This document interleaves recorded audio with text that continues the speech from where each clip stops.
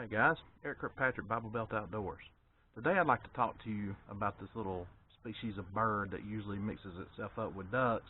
It's all over the place, it gets on everybody's nerves. It's called a coot. Coot is not technically a duck, but most people just say, hey, these are trash. You have a real big season limit. Here in Alabama we get 15 per day in possession, so that's a pretty big limit on this particular bird, and they're always in plentiful supply. A lot of people say they taste like liver, so they don't want to deal with them. But what we're going to do today is I'm going to show you how to breast a coot, turn it into a little jerky, because you know what? Jerky is good in any way you want to do it. So stick with me for a little while. We're going to go through. I'm going to show you how to take this thing apart and what you need to do with it.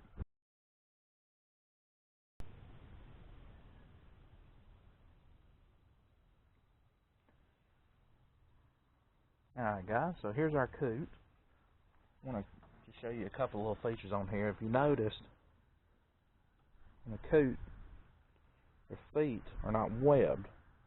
If you ever seen a coot run or try to fly, when it tries to lift off the water, usually it spends time just running across the water. It's an odd little deal, but that's how you can kind of tell what these things are when they're running.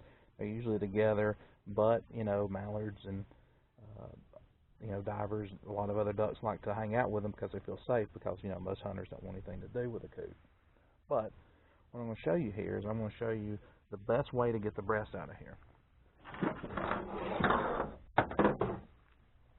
It's a good knife. Pull you back a couple of feathers right here. All right.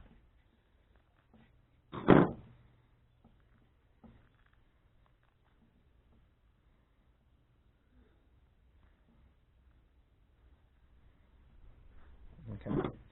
Now I got me a couple of feathers. I'm just going to kind of get my knife and put it right under the skin.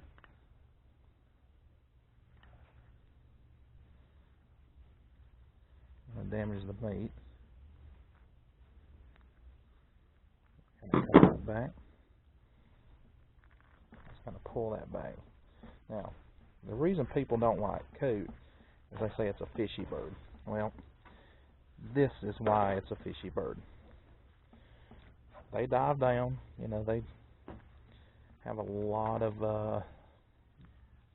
aquatic stuff, but the fishy flavor comes from this fat right here. So what we have to do is we got to make sure we get all the fat off of this coot.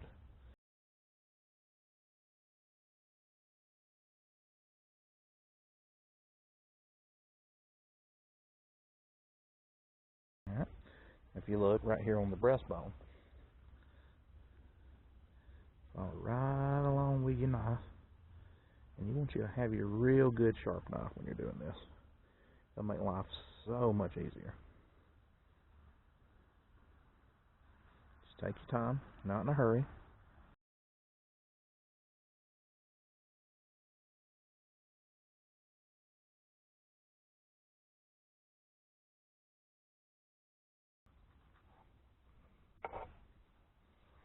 Alright.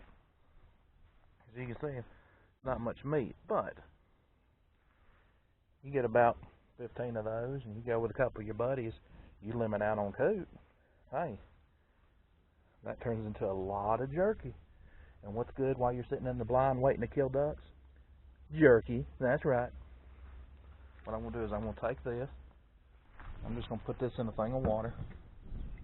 While I'm doing that, I'm going to go ahead and start on the other side.